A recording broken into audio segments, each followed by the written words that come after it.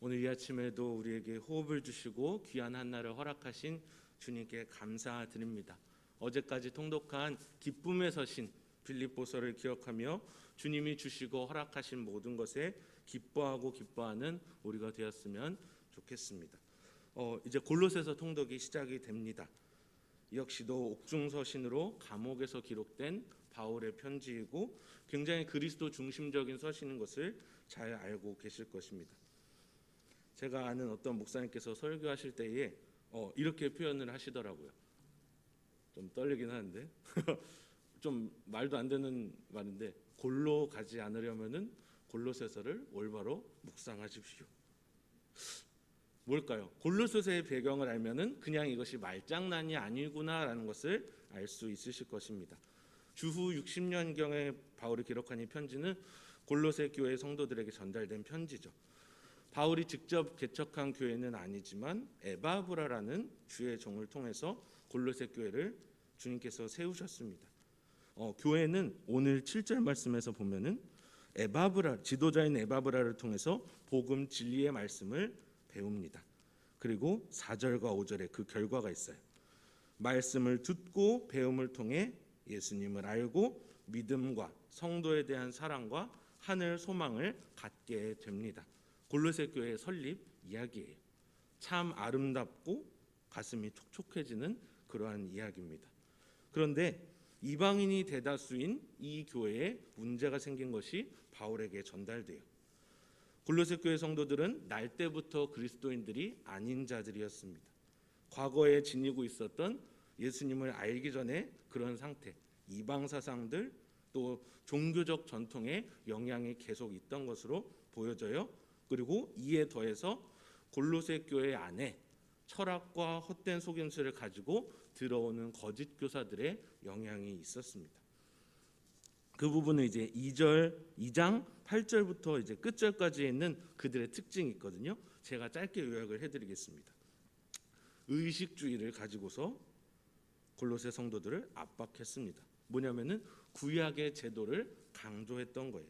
음식이나 절기 등 모세의 율법에 위배되는 것이 보이기만 하면 가차없이 그들을 정죄했습니다.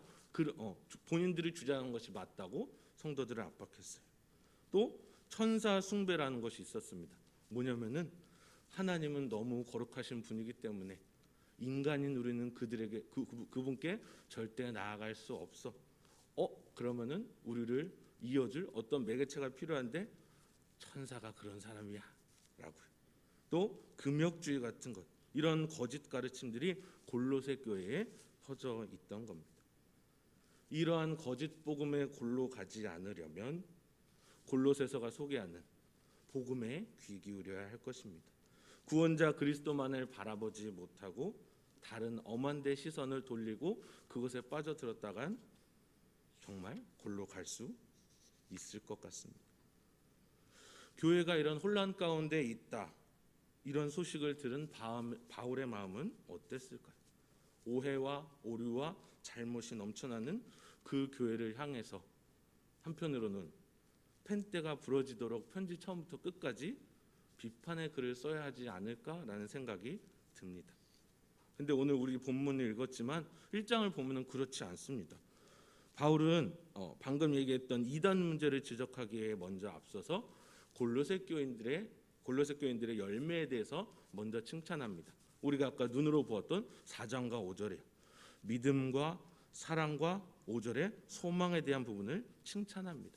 그들이 들었던 복음이 다른 복음이 아니라 바로 바른 복음이었음을 강조해요. 그리고 하나님께 감사하며 기도 드리는 것이 바로 오늘의 본문입니다. 9절이에요. 바울은 그리스도인들이 모든 신령한 지혜와 총명과 하나님의 뜻을 아는 것으로 채워지게 해달라고 기도합니다.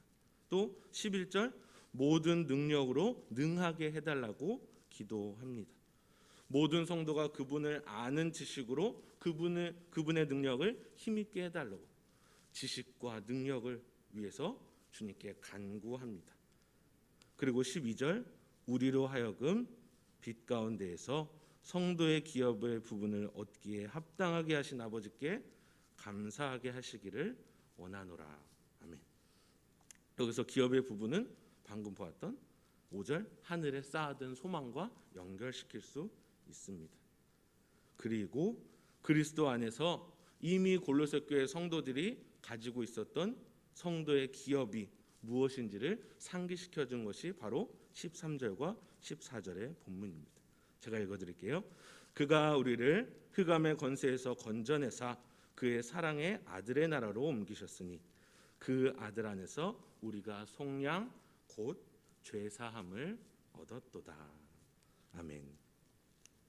죄의 종된 인간들을 구원하시기 위해 십자가에서 대가를 치르신 그분의 아들을 선포합니다. 흑암의 권세 가운데 억눌려 있던 죄인의 신분이 이제는 그의 사랑의 나라로 옮겨지게 된 것을 말합니다.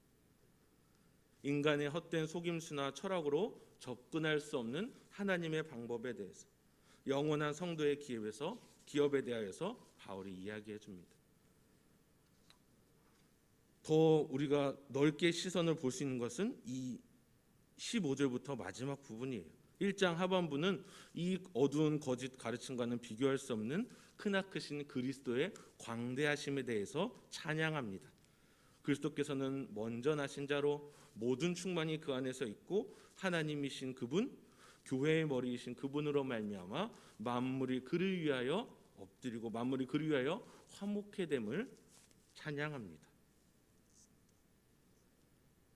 바울은 혼란 가운데 있는 골로새 성도들에게 어떻게 말했습니까?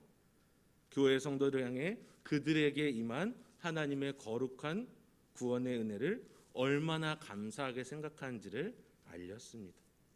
그리고 우리의 그리스도께서 만물 위에 높이 계신 분이며 만물이 그분 안에서 존재하고 그리고 그분 자체가 존재의 의무가 되시는 것을 전달합니다.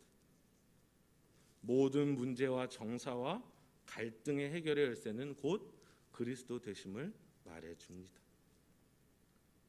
거짓 교사들이 말하던 율법주의도 구약의 규례들을 담고 있는 율법이 이제는 더 강조되는 게 아니라 그리스도의 십자가로 모두 해결되었다는 것을 우리는 믿습니다.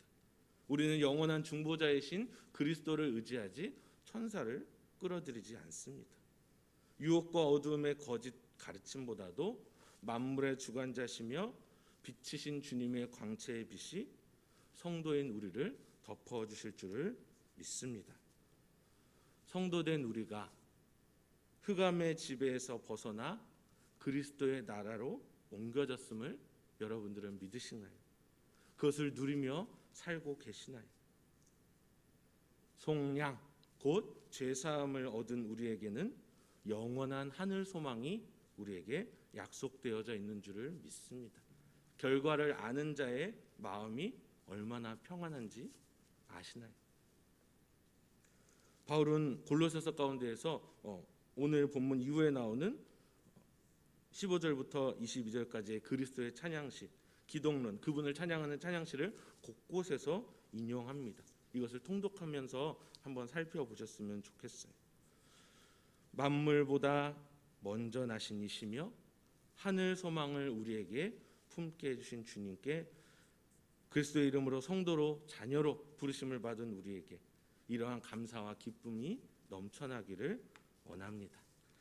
주님을 아는 지식과 주님의 능력이 가득 채워지는 성령 충만한 오늘 하루가 되시기를 주님의 이름으로 축복합니다. 기도하겠습니다.